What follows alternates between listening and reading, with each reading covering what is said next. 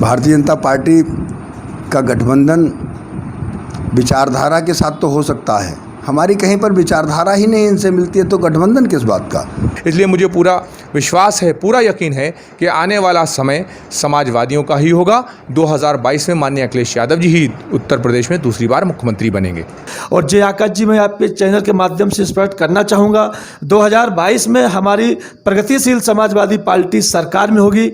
आदरणीय शिवपाल सिंह यादव जी प्रदेश के मुख्यमंत्री होंगे। लखन जी, आपको सोशल मीडिया पर ये बात क्यों कहनी पड़ी कि आपकी पार्टी किसी भी पार्टी से विलय नहीं करेगी बल्कि गठबंधन करेगी? आपके कार्यकर्ताओं को ऐसा क्यों लगता है कि आपकी पार्टी किसी न किसी पार्टी से विलय कर सकती है? गली गली और मोहल्ला करते करते हो हल्ला, गली गली और मोहल्ला करते करते हो हल्ला, हल्ला हो हल्ला हल्ला। नमस्कार, मैं हूं आकाश मिश्रा और आप देख रहे हैं द गली मोहल्ला शो। हमारे साथ हैं भारतीय जनता पार्टी के जिला अध्यक्ष हरिप्रकाश वर्मा जी। बहुत बहुत स्वागत है आपका हमारे शो में। धन्यवाद। वर्मा जी, अभी तक जैसा कयास लगाए जा रहे थे कि 2022 विधानसभा चुनाव से पहले प्रगतिशील समाजवादी पार्टी का किसी न किसी पार्टी में विलय हो जाएगा, लेकिन अभी प्रसपा के प्रदेश महासचिव ने यह साफ कर दिया है कि उनकी पार्टी का किसी भी पार्टी से विलय नहीं होगा, अगर होगा तो सिर्फ गठबंधन होगा। तो इस निर्णय को भारतीय जनता पार्टी किस तरीके से देखती है? आकाश जी, प्रदेश की जनता जानती है, प्रगतिशील समाजवादी पार्टी के राष्ट्रीय अध्यक्ष सपा सरकार में कैबिनेट के बड़े मंत्री रहे हैं। उनके उत्पीड़नों को भी यहाँ की जनता ने देखा है। उस सरकार में जिस तरीके से लोगों का उत्पीड़न हुआ, ये यहाँ की जनता ने देखा है।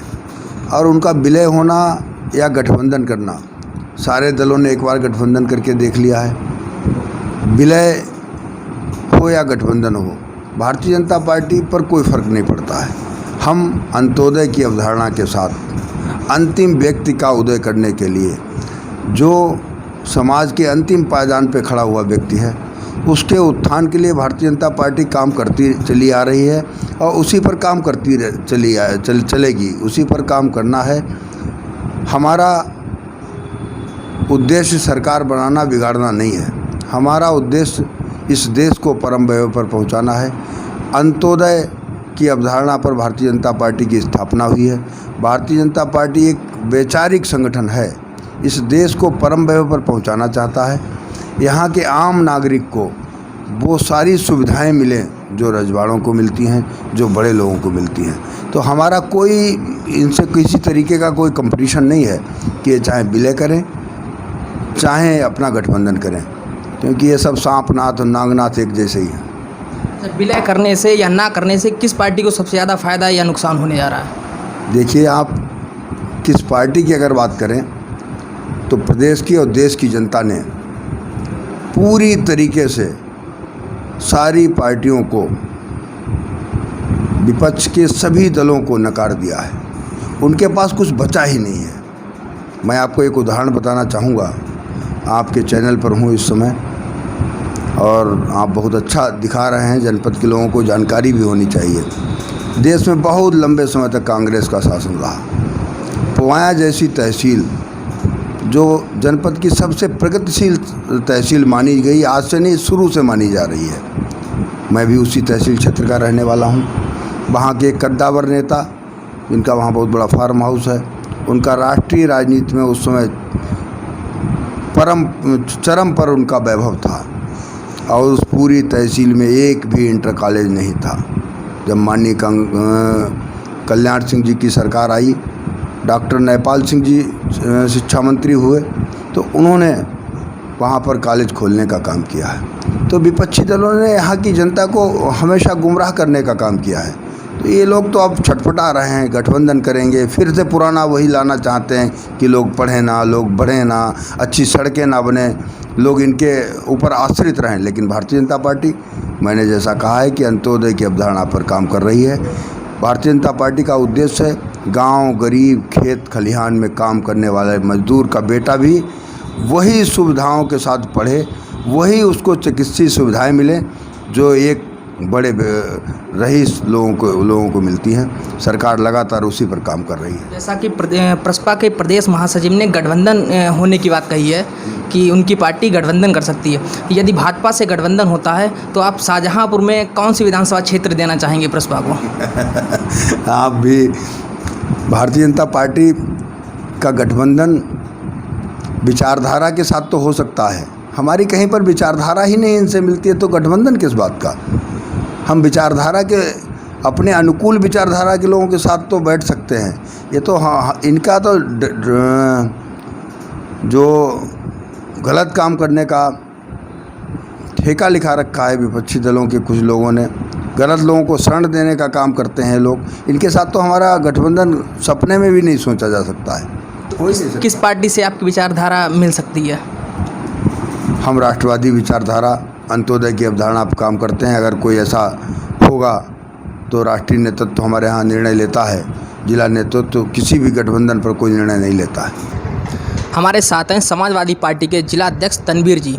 तनवीर जी, जैसा कि अभी तक ये कयास लगाए जा रहे थे कि 2022 विधानसभा चुनाव में प्रसपा का विलय समाजवादी पार्टी में हो जाएगा, लेकिन अभी प्रसपा के महासचिव ने ये साफ कर दिया है कि उनकी पार्टी किसी भी पार्टी से विलय नहीं करेगी, अगर करेगी तो सिर्फ गठबंधन करेगी। तो इस निर्णय का समाजवादी पार्टी के 2022 विधानसभा चुनावी नतीजों पर किस तरीके का प्रभाव पड़ सकता है? देखिए, ये मामला हमारे समाजवादी पार्टी के राष्ट्रीय अध्यक्ष माननीय अखिलेश यादव जी पर हम लोग छोड़ते हैं।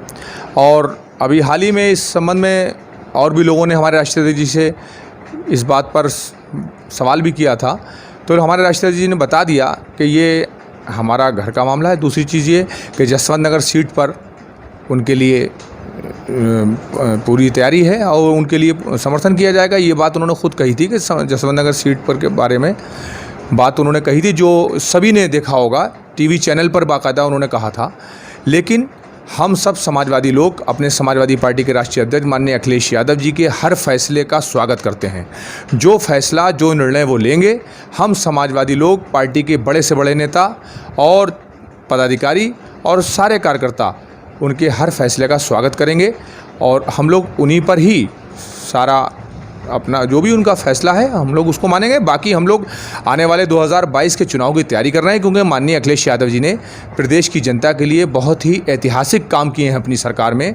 तो इसलिए जनता आज उनके कामों को सराह रही है और उनको याद कर रही है, आशा भरी निगाहों से उनको देख रही है और उम्मीद है, बल्कि पूरा यकीन है कि माननीय अखिलेश यादव जी के किए गए कामों का हम समाजवादी लोग, समाजवादी पार्टी के हमारे कार्यकर्ता, हम सभी लोग उनके सिपाही हैं और उनके किए गए कामों का प्रचार हम लोग गांव गली कूचों में और मोहल्लों में कर रहे हैं। और सभी को मालूम है कि जितने भी काम उन्होंने प्रदेश में कर दिए हैं अपनी सरकार में, जब वो मुख्यमंत्री थे, हिंदुस्तान के किसी भी सूबे में किसी भी मुख्यमंत्री ने इतने काम नहीं कर पाए हैं। इसलिए मुझे पूरा विश्वास है, पूरा यकीन है कि आने वाला समय समाजवादियों का ही होगा। 2022 में माननीय अखिलेश यादव जी ही उत्तर प्रदेश में दूसरी बार मुख्यमंत्री बनेंगे। अब हमारे साथ मौजूद हैं प्रगतिशील समाजवादी पार्टी लोहिया के प्रदेश महासचिव लखन प्रताप सिंह जी। लखन जी, आपको सोशल मीडिया पर ये बात क्यों कहनी पड़ी कि आपकी पार्टी किसी भी पार्टी से विलय नहीं करेगी बल्कि गठबंधन करेगी? आपके कार्यकर्ताओं को ऐसा क्यों लगता है कि आपकी पार्टी किसी न किसी पार्टी से विलय कर सकती है? धन्यवाद आकाश जी। पहले तो सभी देशवासियों को मेरा हाथ जोड़ के प्रणाम। मित्रों, मैं बताना चाहूँगा, जो विरोधी पार्टी हैं, विरोधी दल के जो भी नेता हैं हमारे जनपद में या अन्य जनपदों में, वो बराबर अफवाह फैला रहे हैं। कहीं ग्रामीण क्षेत्रों में या कहीं भी जगह जगह अफवाह फैला रहे हैं कि प्रगतिशील समाजवादी पार्टी है, वो समाजवादी पार्टी में विलय हो जाएगी। तो आपके चैनल के माध्यम से मैं स्पष्ट करना चाहूँगा, प्रगतिशील समाजवादी पार्टी का विलय किसी भी पार्टी से किसी भी कीमत पे नहीं होगा। दूसरा, जिससे भी होगा प्रगतिशील समाजवादी पार्टी का गठबंधन होगा, वो डिसीजन हमारे राष्ट्रीय अध्यक्ष जी को लेना है, राष्ट्रीय महासचिव आदित्य यादव जी को लेना है, बड़े नेताओं को लेना है। हम लोग तो सेवक हैं उनके, जैसा आदेश होगा उसका हम लोग पालन करेंगे, पूरे प्रदेश के कार्यकर्ता पालन करेंगे, लेकिन विलय किसी भी पार्टी से नहीं होगा। अच्छा, सपा के राष्ट्रीय अध्यक्ष अखिलेश यादव ने जो आपकी पार्टी को ऑफ़र किया था कि वो समाजवादी पार्टी में विलय कर जाए, तो आपकी पार्टी ने वो ऑफ़र क्यों ठुकरा दिया? अब पार्टी में लाखों 10 लाख लोग कार्यकर्ता पदाधिकारी हैं पूरे प्रदेश में, तो पार्टी का मतलब होता है सबसे सलाह करना, सबका डिसीजन लेना। अब राष्ट्रीय अध्यक्ष जी मीटिंग करेंगे, कई बार मीटिंग हुई, हमारी जो पूरी कमेटी है पूरी सबसे सलाह की गई, डिसीजन मिले का तो कोई मतलब नहीं। जब भी होगा, जब भी किसी से भी हो सकता है, हमारा गठबंधन किसी से हो सकता है। और हो सकता 2022 में हमारी पार्टी स्वयं पूरे प्रदेश में चुनाव लड़े।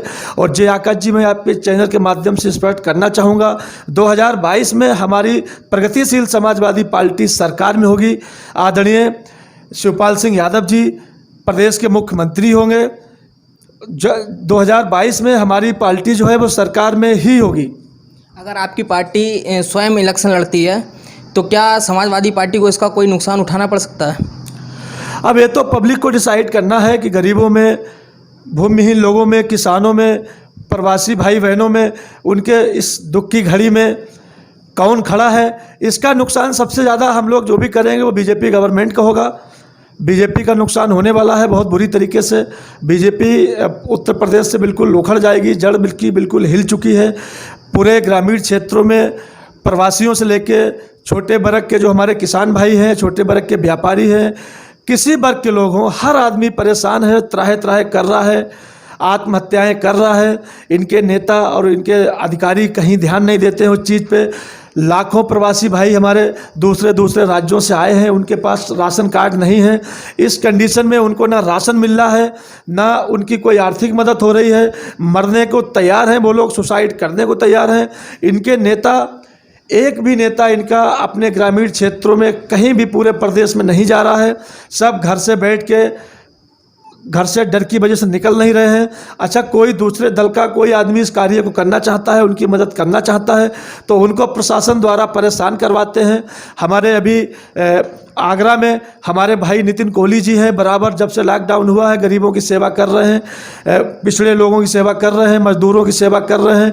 तो वहाँ के जो लोकल सांसद हैं उनको हजम नहीं हो रही, अभी उन्होंने हमला कर दिया उनके ऊपर। तो हमला खुद तो कुछ नहीं कर रहे हैं, जो लोग करने का प्रयास कर रहे हैं उनको पुलिस प्रशासन द्वारा परेशान कराते हैं।